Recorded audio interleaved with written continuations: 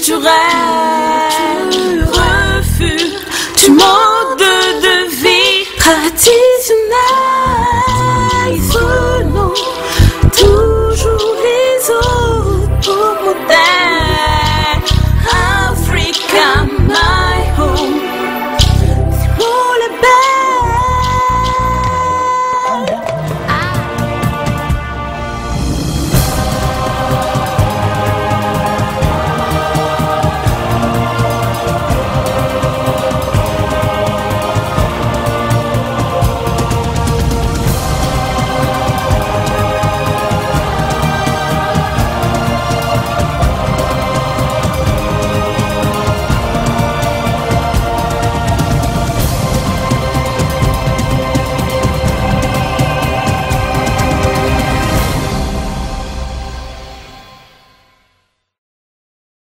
Conférence avec le mot de bienvenue de Madame Lembrun Diallo.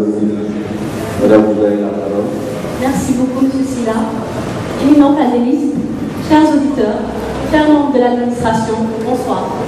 C'est un honneur et un plaisir pour IAM Executive Education de vous recevoir à l'occasion de la première édition d'IAM Leaders Executive.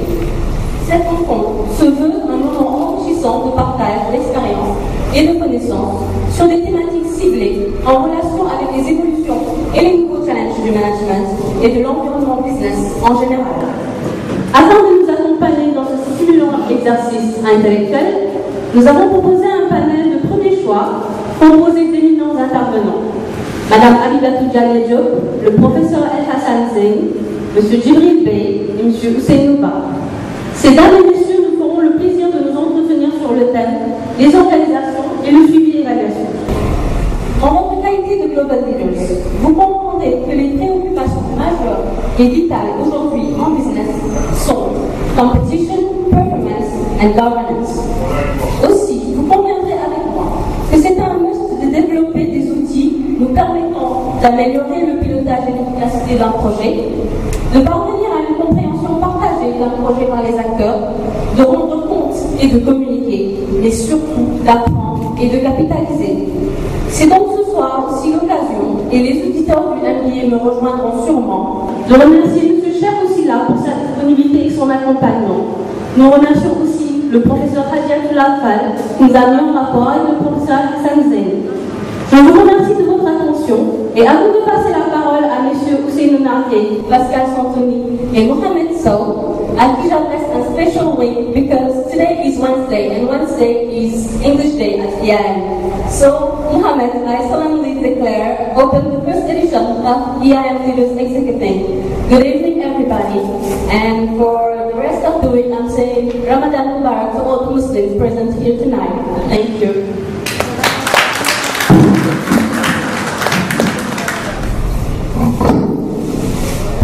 Si vous permettez, je vais introduire le modérateur de ce panel. Il ne le fera pas de lui-même, puisqu'il introduit les autres.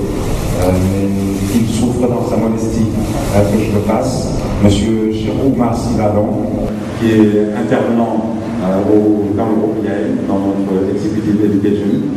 Monsieur Oumar Sila, qui donc modérera les débats et expert en suivi et évaluation des politiques. Nous abordons, comme vous le savez aujourd'hui, le thème des organisations et le suivi et évaluation. Donc, M. Silla est certifié du Centre européen d'évaluation des politiques publiques. Il intervient ici dans le cadre de notre MBA.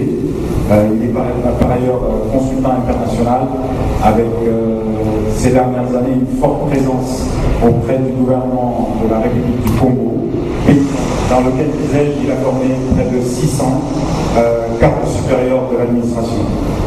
Il est également l'auteur d'un modèle de management de ses initiales, POS, dûment enregistré dans les organisations habilitées à cet effet, et par ailleurs auteur de plusieurs publications sur la question du suivi et évaluation. Monsieur Silla, je vous rends la parole, vous êtes le maître du débat. Merci. Merci à toute l'équipe à la direction de l'IAM et à toute l'équipe du programme exécutif de l'IAM. Merci aux participants, merci aux auditeurs des différents cycles de formation de l'IAE. Merci et bonsoir aux professeurs, encadreurs de l'IAE. Merci aux participants d'être venus nombreux. Nous allons sans tarder introduire le thème qui nous réunit aujourd'hui, sur lequel nous sommes invités à réfléchir, les organisations et les suivis et évaluations. Je viens avec la casquette, la double casquette, plus grand, pour le détremblement, qui bloque les échanges, notamment les échanges entre les pays africains. Vous savez, l'Afrique maintenant, le commerce interafricain est uniquement 12%. Entre les pays de l'ASEAN, il y a 30%. Entre les pays d'Amérique du Nord, l'ARENA, il y a 40%. Entre les pays européens, c'est 60%. Les pays islamiques, ils sont à des disputes révisées. Donc il y a un certain nombre de contraintes qui sont à la base du fait qu'il y a donc les chiffres ne sont pas à la hauteur du voisinage, de la communauté de langue, de la communauté de religion, etc. Bonjour à tous. C'est un plaisir d'être parmi vous. C'est pas évident d'être un bon manager sur les techniciens, donc je vais essayer de parler français. Donc, ce que je vais faire, c'est vous présenter notre processus de gestion des projets dans le secteur pétrolier, ainsi que le suivi et l'évaluation qu'on en fait. Bon, c'est un cas spécifique, donc ce n'est pas vraiment l'organisation de la raffinerie que je vais présenter, mais plutôt un secteur, c'est-à-dire la gestion des projets. Vous connaissez tous la raffinerie, on est censé importer des produits bruts, des pétroles bruts, de transmettre dans les installations pour en sortir tous les produits finis que vous avez sur le marché national et international. Ça veut dire du kérosène, du gasoil, du jet, de l'essence, du butane, etc. Voilà. J'espère que j'ai pas été trop long. Merci.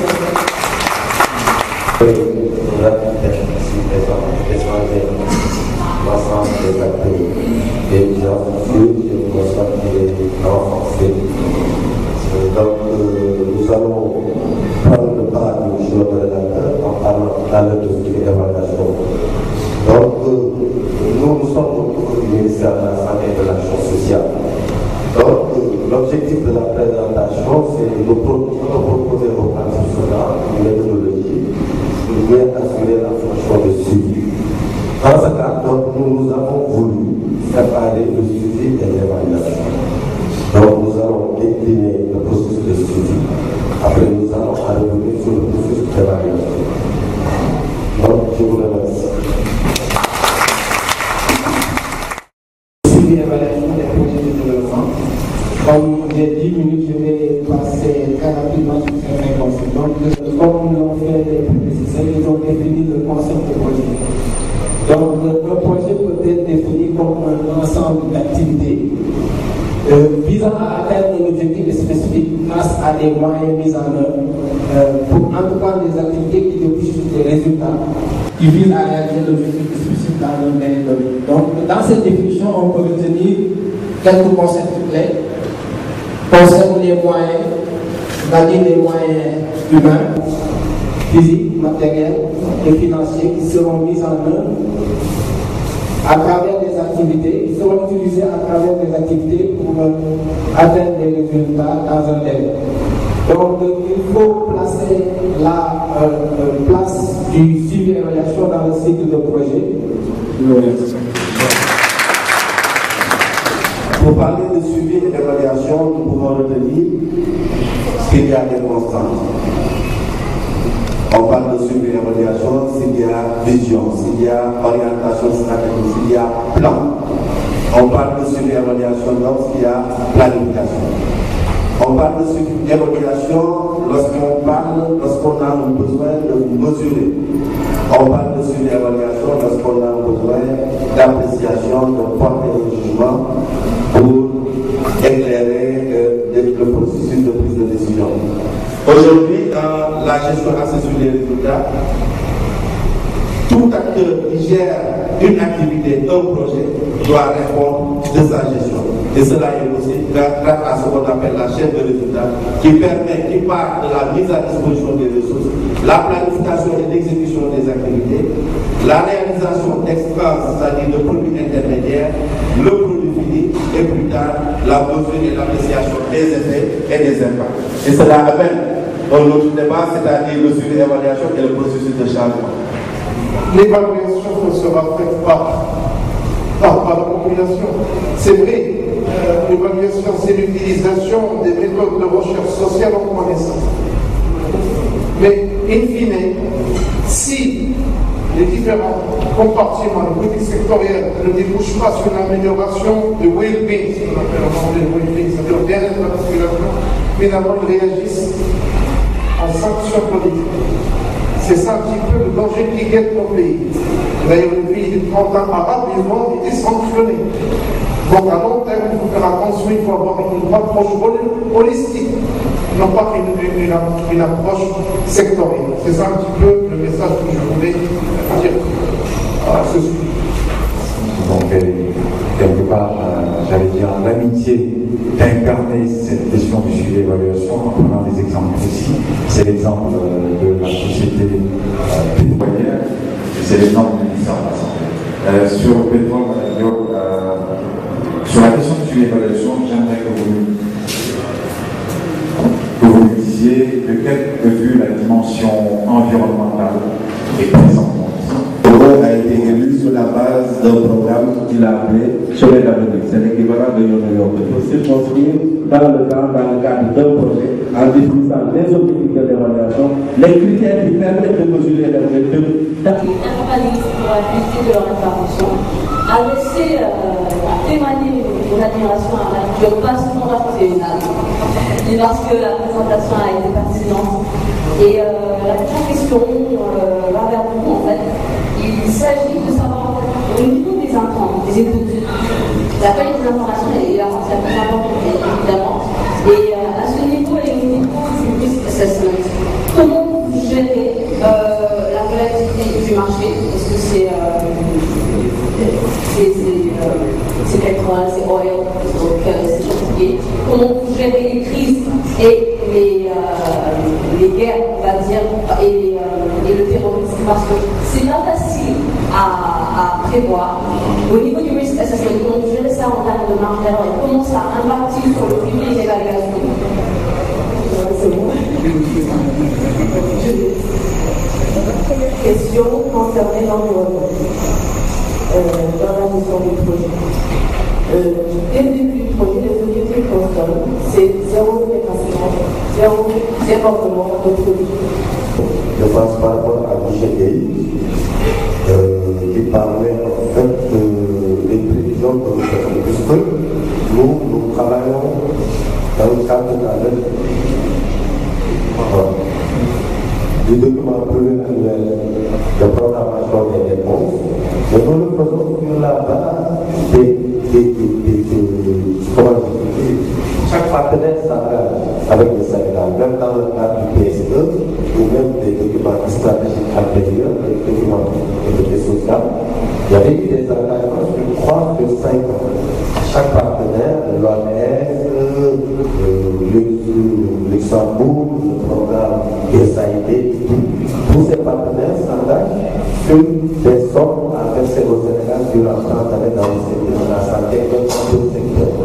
Donc c'est sur cette base concernant les partenaires que nous faisons des projections dans le cadre de ces documents. Je voudrais commencer par féliciter très sincèrement les différents intervenants. Je crois que les publications ont été de très haute facture et que le public a bien évalué et bien suivi le contenu de la forme de ces publications. Nous vous remercions, mais je crois aussi qu'il faut féliciter les concepteurs de cette activité, donc tout le service Executive Education, avec l'Émirat Dalmassi, avec Ousseynou Largueil, à côté de sa femme,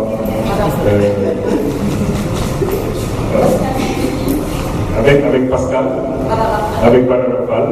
Je crois que c'est autour d'une équipe très dynamique, ça m'a bien soudé, bien engagé, que cette idée a fleuri et après elle a été transformée en activité. Je crois que c'est une excellente chose de dire au-delà du cours que nous faisons en classe, il est bon de s'ouvrir à des activités de ce genre pour approfondir les acquis que nous obtenons au niveau des différentes classes. Donc c'est vraiment une belle activité que nous allons nous installer dans la durée, en imaginant d'autres plateformes. Mais l'objectif est encore une fois de donner à nos auditeurs des opportunités d'accès à d'autres formes de connaissances, à d'autres intervenants. Je crois que ce point-là, le travail a été réussi. Je voudrais aussi, au nom du président directeur général empêché, M. Moussa Girassi, et ici représenté par toute l'administration à la pointe de laquelle nous avons Mme Seydou Diallo, secrétaire général de l'Institut africain de management, vous remercier très vivement et vous dire que nous avons bien suivi vos interventions sur le sujet de l'évaluation.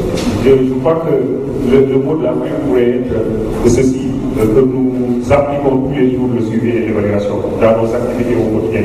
Peut-être que nous nous en rendons pas compte, peut-être que nous n'avons pas ces outils méthodologiques, ces instruments techniques, mais au fond, quand nous avons un budget au niveau de notre famille, quand nous avons une activité au niveau de l'école, quand nous avons d'autres activités dans la vie quotidienne, nous procédons à la planification, nous donnons des objectifs globaux, des objectifs spécifiques, nous mettons en place un plan d'action, même si ce n'est pas modifié, élaboré, etc. Et nous nous posons des questions, où est-ce que nous en sommes par rapport aux objectifs que nous nous sommes fixés? Est-ce que nous sommes en train de bien les réaliser? Est-ce que nous sommes contents de nous? Est-ce que nous sommes mécontents? Qu'est-ce qu'il faut changer? Qu'est-ce qu'il faut réarranger? Qu'est-ce qu'il faut réorienter pour en arriver toujours à des résultats meilleurs? De ce point de vue-là, vous considérez que nous sommes des évaluateurs en herbe et qu'on a besoin d'être formés pour maîtriser toutes les arcanes de cette activité qui est particulièrement difficile et particulièrement difficile. Mais vous avez réussi avec un vocabulaire simple, avec une générosité particulière, vous avez réussi à nous faire percevoir ce qui est très compliqué, ce qui est très complexe. Quand on vient à l'exposer sur le sujet et l'évaluation, on se pose un certain nombre de questions. Est-ce qu'on va comprendre? Est-ce qu'on saura là où nous voulons aller? Mais après, on s'est rendu compte que c'est des expériences très riches et une explication très simple qui nous a permis de comprendre véritablement les différents aspects que vous avez voulu mettre en exergue. Merci encore une fois d'avoir accepté de répondre à notre invitation. Nous remercions encore tous ceux qui ont accepté aussi d'être là. Il fait déjà tard et les uns et les autres sont restés. Nous n'avons pas dormi, contrairement à ce que disait Aoual. Nous avons suivi avec beaucoup d'intérêt les différentes présentations. Et nous vous invitons maintenant à... Non, personne ne sait ça. Voilà, donc on vous invite à ce mini cocktail qui a été concocté par l'administration et qui est piloté par l'autre côté de la